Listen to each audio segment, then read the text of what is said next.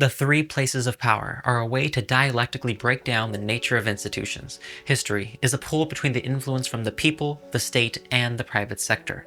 To begin, the definition of power can be described as the ability to fulfill aspirations.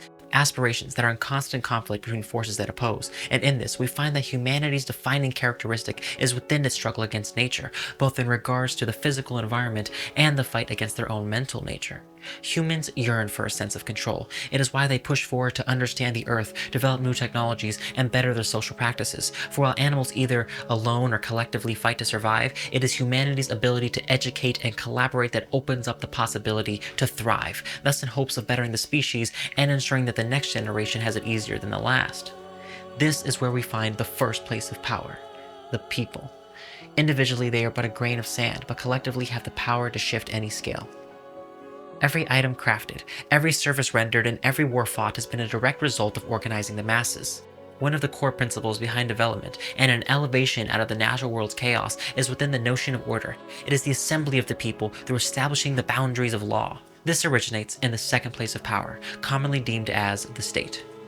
Wherever there is a governing body or supreme authority, there is a collection of people who have raised above the rest. They hold power not granted to the masses in order to theoretically better them.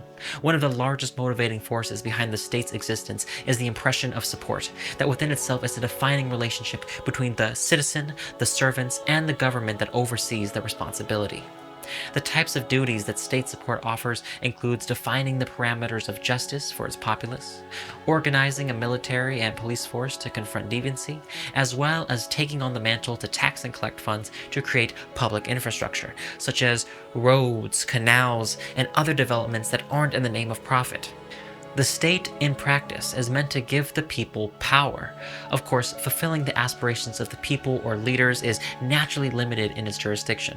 States can hardly function with decrees given by one person, and even in ancient dictatorships, the ability to carry out change is limited by local, provincial, or national authority. The hierarchy of the state and the direction in which to sail the nation is also a battle between the governing, opposition, and the support of the people. The state, even as the highest place of power, is always struggling internally.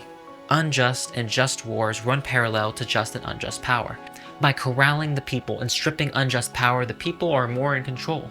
For example, if violence is your aspiration, you are limited by the power of others to prevent or inflict repercussions. With this in mind, the people have generally embraced the state as a place of power, because they are what enforces a collective, peaceful, and systemic development. In early societies, those found in places of leadership were a precursor to a formalized state, although power is not exclusively held in the hands of the governing, for they must contest the authority from the final place of power known as the private sector. Those who wield power outside of the state can typically be attributed to this label. They separate themselves from the people by carrying out their will on the basis of wealth, status, or other forms of influence. To better understand private interest, an analysis of economics is needed. If power is the ability to fulfill aspirations, then trade has been the ability to achieve this with mutual and individual benefit. Rather than taking resources by force and creating an imbalance, it is proposed that one can exchange goods and services so that both parties are pleased with the outcome. This concept of commerce is what lays the foundation for wealth. To facilitate better exchange, an exact measurement of desirability was developed in the form of currency. Therefore, money has been a tool to calculate the equivalent of power, as the ability to shape society is through the flow of wealth. If one has the aspiration to satiate their hunger, improve their shelter, or stave off boredom, then they wield the power to purchase the solution. Through this, tasks get accomplished and history is made by one's ability to fund the outcome. The idea of value assigned to currency dates back thousands of years, and wherever there is a society, there is a need for barter. Now, not every collection of people throughout history created legal tenders, but the act of exchanging goods and services is universal. Essentially, trade is the blood of the economy, as it pumps resources throughout different areas of a civilization. Therefore, economics is what propels human development, as wherever there is a market, there is the emergence of private institutions amassing more power. The market is the relationship between the employer, the employee, and the customer. The customer enters the market believing they are the ones in control, that they are casting power with their wallet. Although, while the transaction can be considered mutually beneficial since the customer is receiving their desired item or service and the business is receiving compensation, the true incentive lies in how their employer is profiting.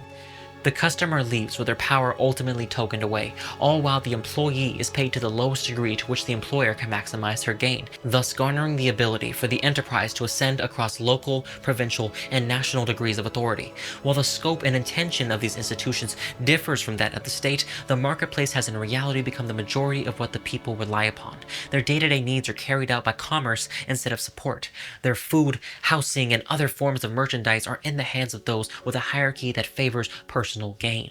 The private sector today has evolved to carry out the will of a dynamic between the chief executive officer, the board of directors, and the company shareholders. These are the decision makers, and they resemble a typical political structure.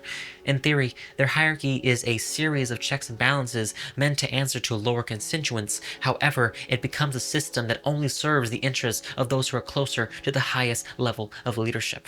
The people are inherently subjugated to the will of public and private institutions. The internal struggle is between the hierarchy, authority, and competition between state support and market capitalization. This is what defines the parameters of societal development, and as such, the people themselves are internally conflicted with each other due to the grasp of what we would deem ideologies.